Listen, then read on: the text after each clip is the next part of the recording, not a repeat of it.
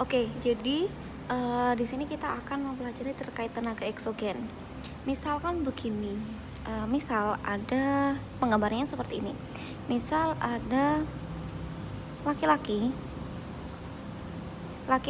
dia itu merokok. Nah, kemudian suatu saat kamu mengetahui bahwa laki-laki itu sudah tidak merokok lagi. Ternyata ada dua alasan. Ada beberapa faktor yang membuat laki-laki itu tidak merokok lagi. Mungkin si laki-laki itu sudah tidak merokok lagi karena katakan dia ketahuan oleh orang tuanya. Akhirnya karena ketahuan oleh orang tuanya, dia dimarahi dan akhirnya dia berhenti merokok. Terus mungkin juga dia itu dilarang oleh pasangannya. Sebenarnya dia itu masih pengen ngerokok, tapi karena dia punya pasangan yang tidak bisa sama asap rokok, berarti dia sudah tidak mau merokok lagi.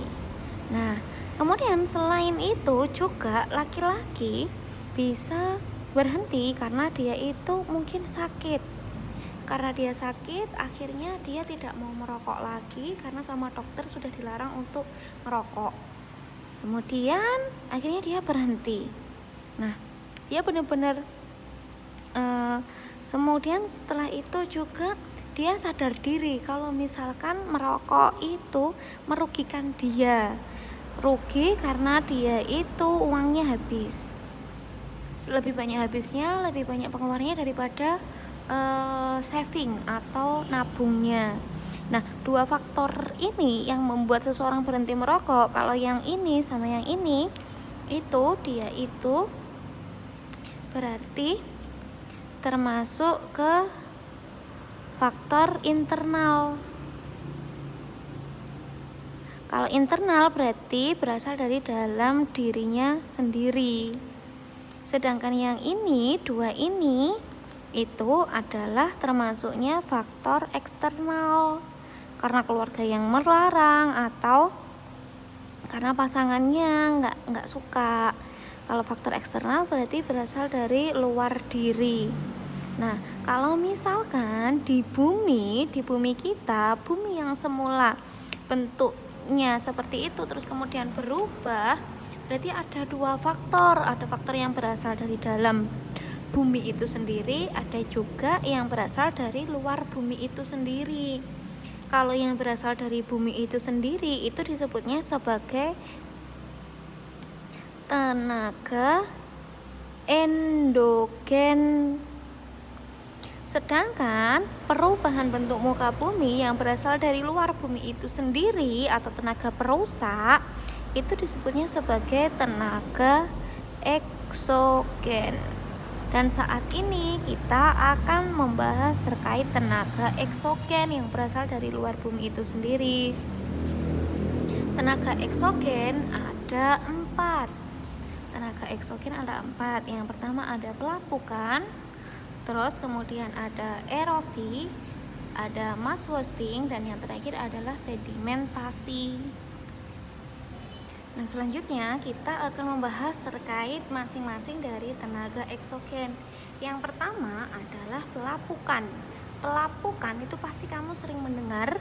Pelapukan di sini berasal dari kata lapuk, keropos atau berongga. Kemudian mungkin kamu sering mendengar bahwa ada kayu yang lapuk. Kayu yang lapuk itu ada beberapa ciri. Mungkin yang pertama adalah tandanya kayu itu dia punya rongga. Nah, selain punya rongga, dia itu mungkin memiliki berat yang lebih ringan. Selain memiliki berat yang lebih ringan dan punya rongga, dia juga ketika dihancurkan, kayak semacam bisa aja dipukulkan atau dibakar, dia itu lebih mudah lebih cepat hancurnya. Ketika dihancurkan lebih mudah atau lebih cepat. Jadi kayak gitu. Terus itu tadi kan terkait pelapukan. Pelapukan berasal dari kata keropos atau berongga, berarti identik dengan ada sesuatu hal yang ada rongganya atau keropos. Itu akan lapuk. Nah, di sini pertanyaannya adalah pelapukan itu terjadi pada batuan saja atau pada tanah juga? Menurut kalian yang mana? Apakah A saja atau A dan B? Jawabannya adalah yang A saja, karena mungkin di antara kalian apakah sering mendengar atau pernah mendengar tanah yang lapuk? Kan mungkin tidak, karena yang lapuk adalah batuan aja. Di sini ada 3 jenis pelapukan. Ada pelapukan fisik atau juga disebut sebagai pelapukan mekanik atau disebut juga sebagai pelapukan mekanis. Nah, kalau misalkan kita ngelihat seseorang secara fisik, itu kan berarti kita tidak perlu melihat dia atau mencari tahu dia lewat temannya, tidak, karena kita bisa melihat matanya, bisa melihat hidungnya, bisa melihat apakah dia pakai jam tangan atau tidak. Itu kan berarti kamu melaksanakan atau mengobservasi seseorang dengan fisik atau secara fisik.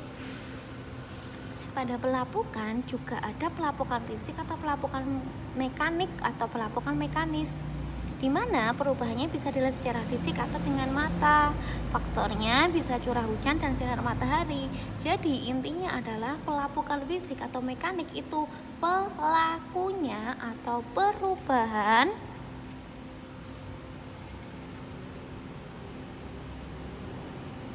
pelaku atau perubahannya bisa kamu lihat secara fisik. Kalau bisa dilihat secara fisik, dia akan menjadi pelapukan fisik.